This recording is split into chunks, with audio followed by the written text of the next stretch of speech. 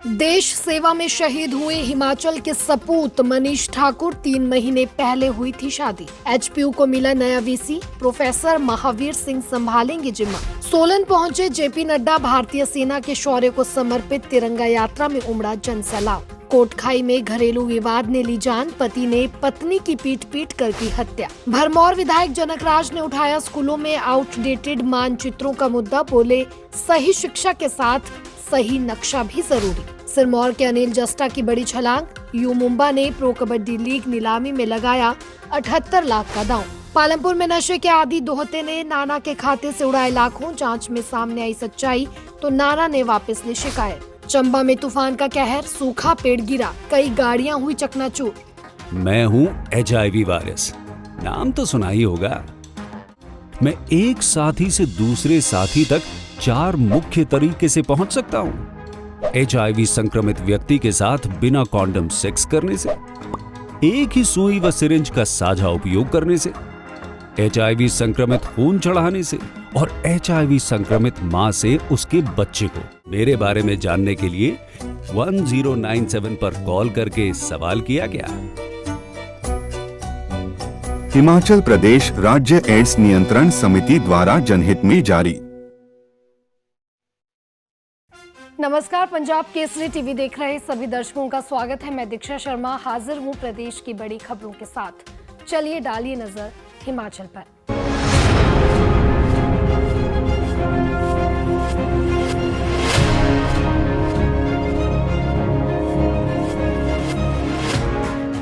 हिमाचल प्रदेश के सिरमौर जिले के बड़ाबन गांव के वीर सपूत लांस नायक मनीष ठाकुर सिक्किम में ड्यूटी के दौरान शहीद हो गए।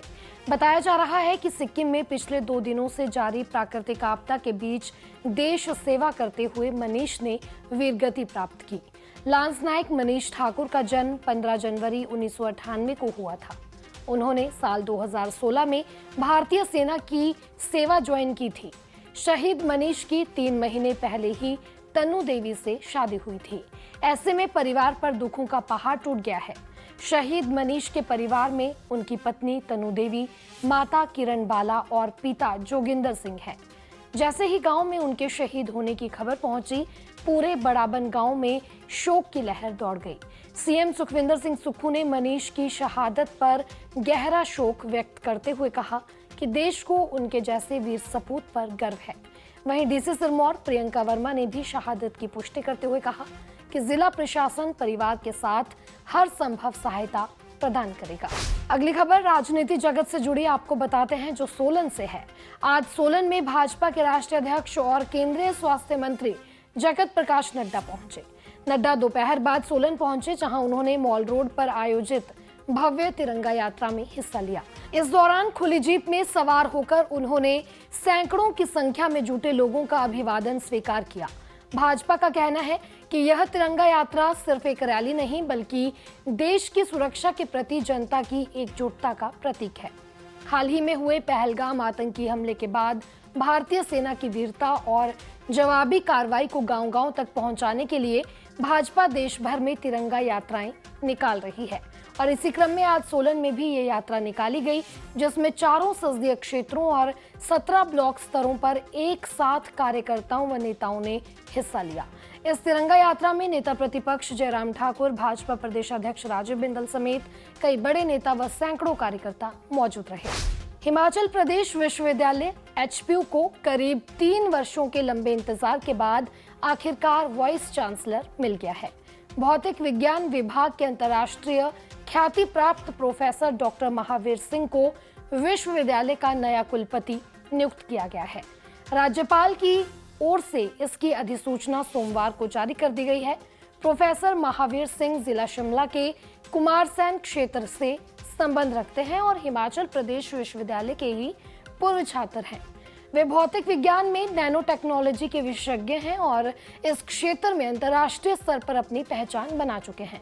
इससे पहले वे बद्दी स्थित एक निजी विश्वविद्यालय में कुलपति के पद पर कार्य कर चुके हैं। इसके अलावा एचपीयू में वे भौतिक विज्ञान विभागाध्यक्ष और डीन फिजिकल साइंस के रूप में भी अपनी सेवाएं दे चुके हैं। प्रोफेसर महावीर सिंह को शैक्षणिक उत्कृष्टता के साथ साथ प्रशासनिक अनुभव का भी लंबा रिकॉर्ड प्राप्त है, जो विश्वविद्यालय के लिए एक नई दिशा में मार्गदर्शन करेगा। शिमला जिले के कोटखाई से एक दिल दहला देने वाली खबर सामने आई है, जहां एक नेपाली मूल की महिला की उसके ही पति ने पीट कर बेरहमी से हत्या कर दी। ये विभत्स वारदात रविवार शाम कोटखाई उपमंडल के बधों गांव के पास देई क्षेत्र में स्थित एक श्रमिक शिविर में हुई। 50 वर्षीय महिला दीपा की हत्या उसके पति 56 वर्षीय जीत बहादुर ने की। घरेलू विवाद इस कदर बढ़ा कि पति ने पत्नी को पीट कर मौत के घाट उतार दिया। घटना की जानकारी सबसे पहले गांव के एक निवासी हरिकृष्ण धांटा को मिली, जिन्हें एक अन्य नेपाली मजदूर ने बताया कि दीपा अचेत अवस्था में पड़ी है और उसके शरीर पर गहरे चोटों के निशान हैं। पुलिस जब मौके पर पहुंची तो देखा कि दीपा का शव शिविर के भीतर पड़ा था। शरीर पर गंभीर चोटें, खरोंचे और सूखे खून के निशान साफ दिखाई दे रहे थे। पुलिस ने तुरंत आरोपी को गिरफ्तार कर लिया है और भारतीय न्याय संहिता की धारा 103(1) के तहत हत्या का मामला दर्ज कर लिया गया है। ये घटना न सिर्फ एक परिवार को तोड़ गई, बल्कि ये भी सवाल खड़ा करती है कि प्रवासी श्रमिकों की स्थिति, घरेलू हिंसा और शिविरों में निगरानी को लेकर क्या पर्याप्त व्यवस्था है। फिलहाल पुलिस जांच कर रही है। अब एक ऐसी खबर जो सीधे हमारे स्कूली बच्चों की शिक्षा और जानकारी से जुड़ी है। हिमाचल के भरमौर से विधायक डॉक्टर जनकराज ने चंबा जिले के स्कूलों में दीवारों पर उकेरे गए भारत के पुराने नक्शों पर सवाल उठाए हैं। उन्होंने कहा कि इन मैप्स में न तो राजधानी दिल्ली को सही तरह से दर्शाया गया है और न ही हाल ही में बने केंद्र शासित प्रदेशों या नए राज्यों को। डॉक्टर जनकराज ने इस मुद्दे को लेकर उपायुक्त चंबा को एक पत्र भी लिखा है और मांग की है कि पूरे जिले में सर्वे किए जाएं और ऐसे पुराने नक्शों को हटाया जाए और नए सही मानचित्र लगाए जाएं। विधायक का मानना है कि बच्चों को सिर्फ किताबी ज्ञान नहीं बल्कि सही जानकारी भी मिलनी चाहिए ताकि वे भविष्य में भ्रमित न हो। उन्होंने प्रदेश सरकार से भी आग्रह किया है कि ऐसा ही निर्देश पूरे हिमाचल के स्कूलों के लिए जारी किया जाए। क्या आपको भी लगता है कि स्कूलों में ऐसा बदलाव जरूरी है? हमें कमेंट जरूर कीजिएगा। अब बात एक ऐसे होनहार खिलाड़ी की जिसने अपने जुनून और मेहनत से हिमाचल का नाम रोशन कर दिया है। सिरमौर जिले के जासवी गांव से ताल्लुक रखने वाले उभरते कबड्डी खिलाड़ी अनिल जस्टा को प्रो कबड्डी लीग सीजन 12 की नीलामी में यू मुंबा ने 78 लाख रुपए में अपनी टीम में शामिल किया है। गांव की गलियों में खेलना शुरू करने वाले अनिल ने आज भारत के सबसे बड़े कबड्डी मंच पर अपनी जगह बना ली है। साधारण परिवार से आने वाले अनिल ने अपने कठिन परिश्रम और खेल के प्रति समर्पण से ये मुकाम हासिल किया है। राष्ट्रीय स्तर पर हाल ही में हुए एक मुकाबले में अनिल की सुपर रेड ने उन्हें चर्चा में ला दिया था और अब यू मुंबा ने उन पर भरोसा जताते हुए उन्हें टीम का हिस्सा बना लिया है। अनिल का कहना है कि ये उनके लिए किसी सपने के सच होने जैसा है और वह इस मौके को पूरी तरह से सार्थक करेंगे। हिमाचल की मिट्टी से निकले इस रेडर ने साबित कर दिया है कि अगर लगन हो तो कोई भी मंजिल दूर नहीं होती। अब एक ऐसी खबर जो रिश्तों की बुनियाद और समाज में बढ़ते नशे के जहर दोनों पर बड़ा सवाल खड़ा करती है। हिमाचल प्रदेश के पालमपुर में एक नशे के आदी युवक ने जो किया वो बेहद चौंका देने वाला है। पूर्व सैनिक नाना के गुम हुए एटीएम कार्ड से उसके ही दोहते ने लाखों रुपए निकाल लिए। शिकायत दर्ज होने पर जब पुलिस ने एटीएम ट्रांजैक्शंस की जांच की तो हैरान कर देने वाला खुलासा हुआ। आरोपी कोई और नहीं बल्कि खुद उनका दोहता निकला, जो पहले भी नशे के मामलों में गिरफ्तार हो चुका है।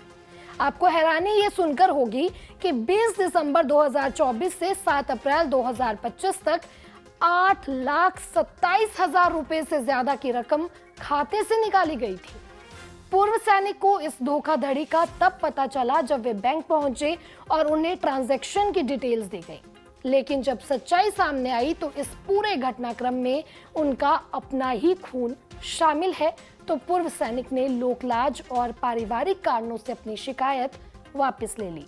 कुल मिलाकर यह घटना सिर्फ एक चोरी की नहीं बल्कि समाज में बढ़ते नशे और टूटते पारिवारिक मूल्यों की एक भयावह तस्वीर है। चंबा से एक ऐसा हादसा सामने आया है जिसमें कुदरत का कहर और प्रशासन की लापरवाही दोनों साफ दिखाई देती है। तेज आंधी और बारिश के बीच चंबा तीसा रोड पर सरोल गांव के पास एक पुराना सूखा पेड़ अचानक गिर गया।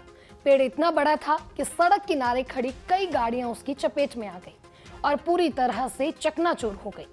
गनीमत ये रही कि हादसे के वक्त गाड़ियां खाली थी, वरना यहां एक बड़ा जानी नुकसान हो सकता था। पास ही अस्पताल होने के चलते उस समय कई लोग वहां से गुजर रहे थे, लेकिन बारिश के कारण लोग गाड़ियों में नहीं बैठे थे, जिससे एक बड़ी अनहोनी टल गई। स्थानीय लोगों का कहना है कि ऐसे कई सूखे और झुके हुए पेड़ सालों से इसी तरह सड़क किनारे खड़े हैं, जिनकी स्थिति बेहद खतरनाक है।